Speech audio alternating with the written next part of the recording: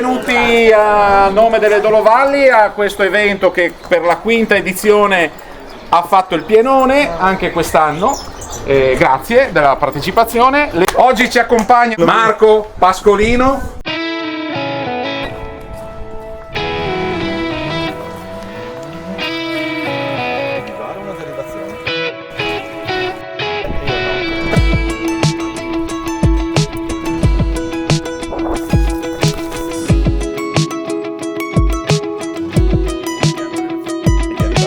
Qualcuno la conosce già?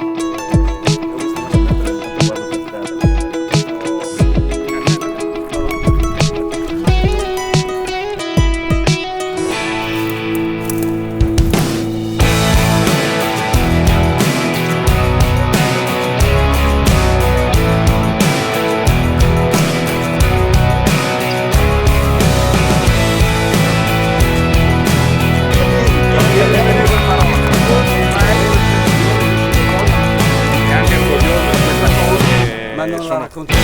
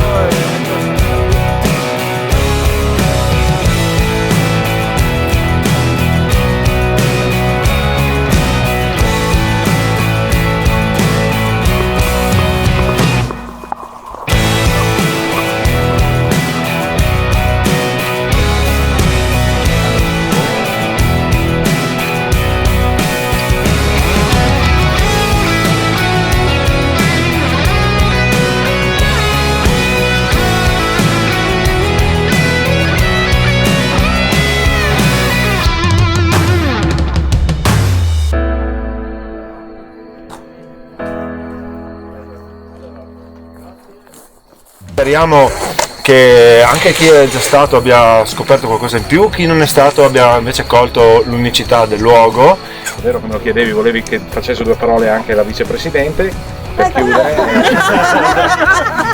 Salve, sono due parole. No, dai. È il giro che ha più successo, poi c'è il Bosco Vecchio, quindi vedete di prenotarvi perché siamo verso... tanti posti. Ecco che siamo verso anche lì sold out.